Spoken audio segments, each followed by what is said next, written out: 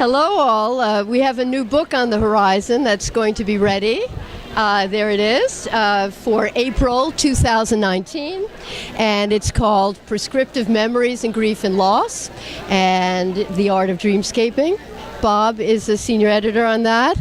I co-author it with Barbara Thompson.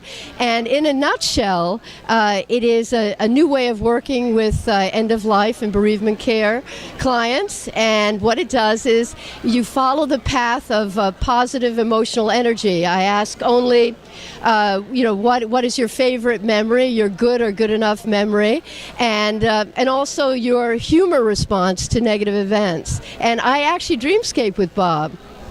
Indeed you did, and it was a meaningful experience for me. One of the things I love about this method is that it really recruits imagination as a healing modality. So often in our work we're focused on the really hard parts of the story, and we leave out those creative parts of our clients that can be mobilized using something like dreamscaping.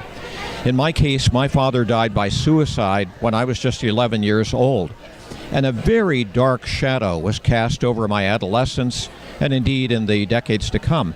And dreamscaping in some way brought in a kind of light that helped dispel that shadow. What's different after all the work you had done up until this point? I think one thing is that it helped me understand that the only thing we can really change is the past. That the present is an instant and it's gone. The future is just a hypothesis. The only thing we can change is the past. And dreamscaping is an artful way of doing that. It helps us capture an imagined memory, the memory we needed but did not have. And in my case, it was a memory of a sweet moment and period with my father that really helped consolidate that father-son connection that I greatly needed and need still. And you had a new learning as well towards the end about your father's glaucoma? Yeah, indeed, there were new awarenesses about how he carried his pain and what that meant. We also used strong visual imagery to create literal and figurative Kodak moments. The clients that we work with are dealt a terrible pack of cards, and the one thing we can control is our imagination. And what's interesting is, even though you would think that following just positive memory is sort of a lightweight technique, in fact what it points out are unmet needs that lie under the surface there, and those we can do something about.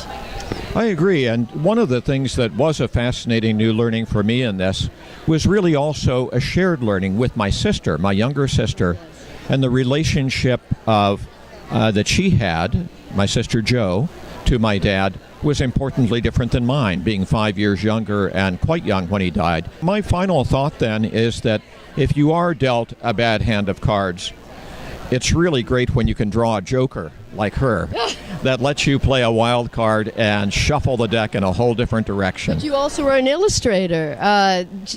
Bob was instrumental in actually drawing what the dreamscape would look like. I mean, that actually became the foundation for it. So it is totally a dance of co-creation between the client and the practitioner. And the practitioner does join in the imaginal realm with the client, right?